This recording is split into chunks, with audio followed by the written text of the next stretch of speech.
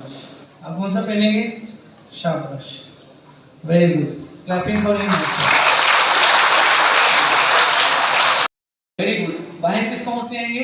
Right पाँव से, शाबाश। अब वॉशरूम जाने में इनको सवाब मिल गया। मस्जिद में किस पाँव पे एंटर होंगे? राइट से। मस्जिद से बाहर किस पाँव से आएंगे? वेरी गुड, वेरी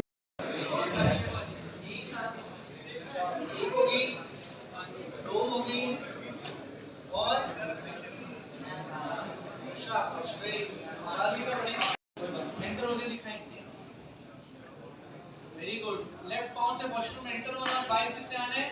राइट से। आप लेफ्ट से मस्जिद में कैसे? वुज़ू नहीं हुआ तो नमाज नहीं हुई। इसलिए पेशानी के बालों से थोड़ी के नीचे तक, एक कान की लो से दूसरे कान की लो तक सारा गीला होना फर्ज है। जी, पानी डालें, ऐसे ऊपर रख के बहा दें, ऐसे दोबारा, ऐसे जी, दोबारा ऐसे।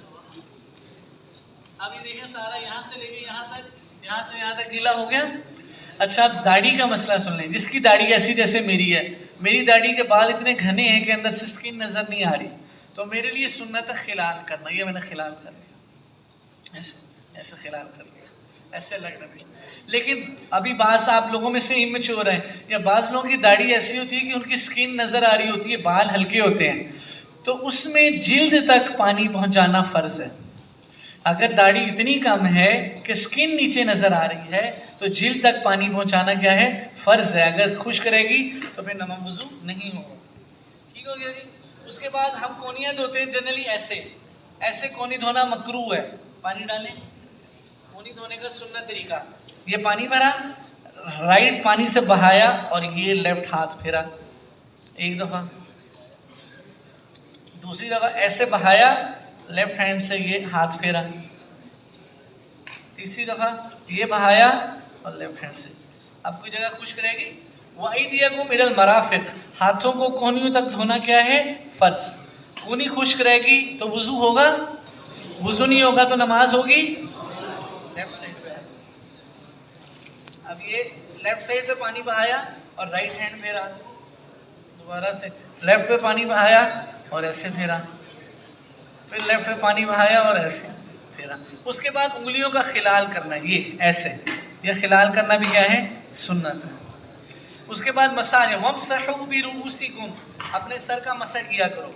वैसे तो अगर इतना भी चौथाई सर का मसा हो गया, मसा फ़र्ज हो गया, लेकिन सुन्नत तरीका क्या है? ये देखें, ये तीन उंगलियां ऐसे इनको पीछे लेकर गए, ये यहाँ से पीछे, सेंटर की जो हथेली है वो ऐसे आगे लेके आए, सेंटर के अंदर जो कानों की उंगलियां हैं, जो रास्ता बना हुआ है, ये शहादत की उंगली और ये कानों का मसा, और गर्दन का मसा करना है मुस्तहब।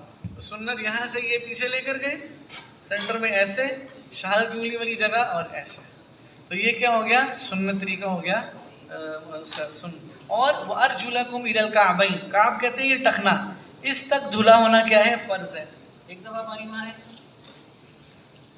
दूसरी दफ़ा बहाए, फरा से लेफ्ट पे पानी बहाया और ऐसे फेरा, फिर लेफ्ट पे पानी बहाया और ऐसे फेरा। उसके बाद उंगलियों का खिलाल करना, ये ऐसे, ये खिलाल करना भी क्या है?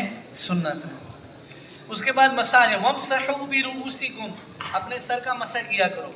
वैसे तो अगर इतना भी चौथाई सर का मसा हो गया, मसा फ़र्ज हो गया, लेकिन सुन्नत तरीका क्या है? ये देखें, ये तीन उंगलियां ऐसे इनको पीछे लेकर गए, ये यहाँ से पीछे, सेंटर की जो हथेली है वो ऐसे आगे लेके आए, सेंटर के अंदर जो कानों की उंगलियां हैं, जो रास्ता बना हुआ है, ये शहादत की उंगली और ये कानों का मसा, और गर्दन का मसा करना है मुस्तहब।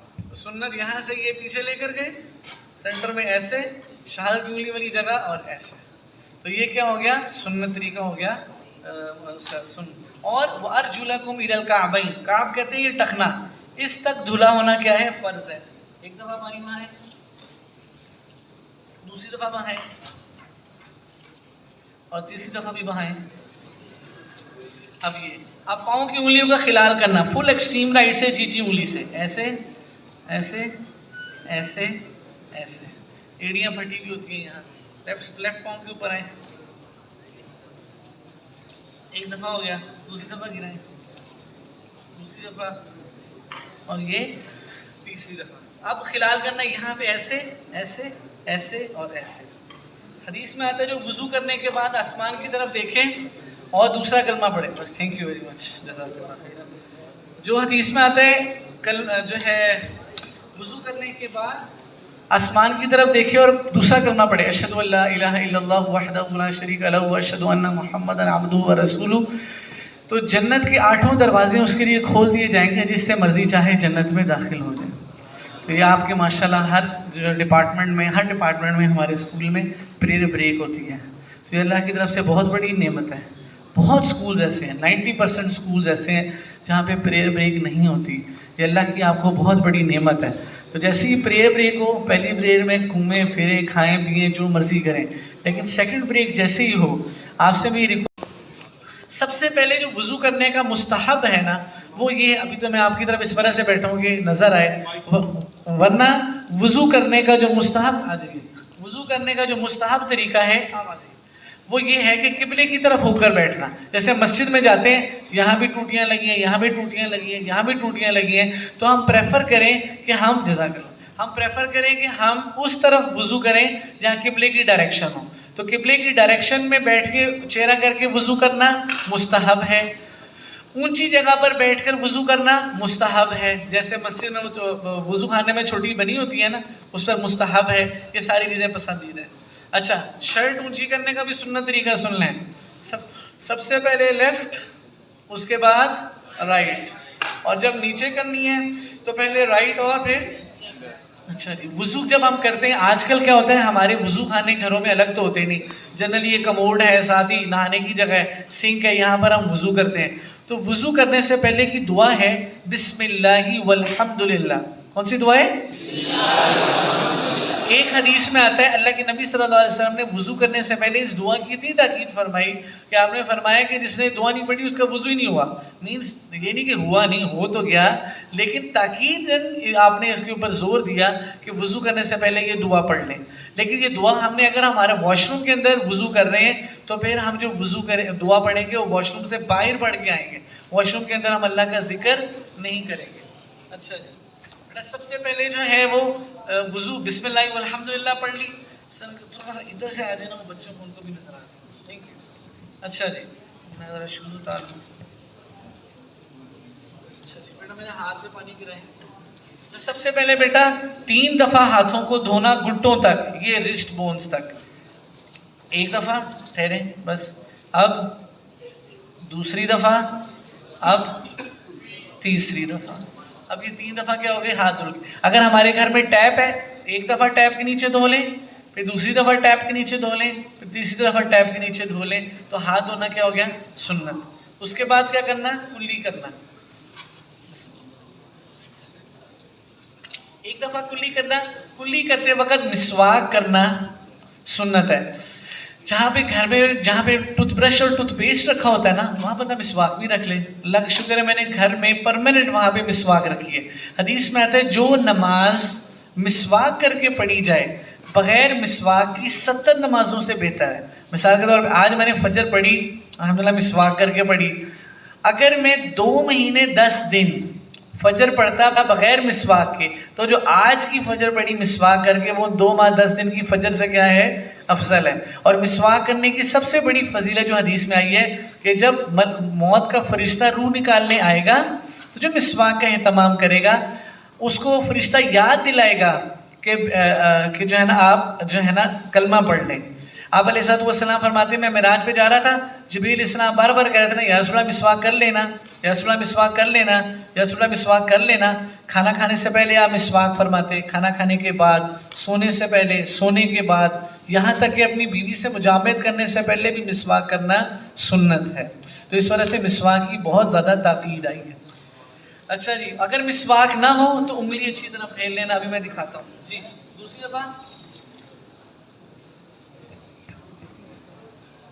دیکھ رہے اچھی طرح سے ایسے انگلی پھیر لی تاکہ دانتوں کے درمیان کوئی چیز پھنسی ہے. یہ جس کے منہ سے بدبو آتی ہے بندہ اللہ کو پسند نہیں ہے، جس کے منہ سے بدبو اس لیے اللہ کے نبی نے فرمایا مسجد میں پیاز کھا کے نہ ہو.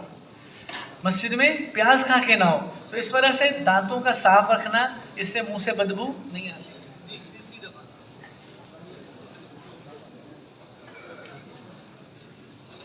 ایک دفعہ کلی ہو گئی. اب ناک میں پانی ڈالنا ہے دائنے ہاتھ سے, اور اس کو جو صاف کرنا ہے وہ بائیں ہاتھ سے. پانی ڈالیے, تو شوشا کرنا ہے وہ بھی کر سکتے ہیں. جی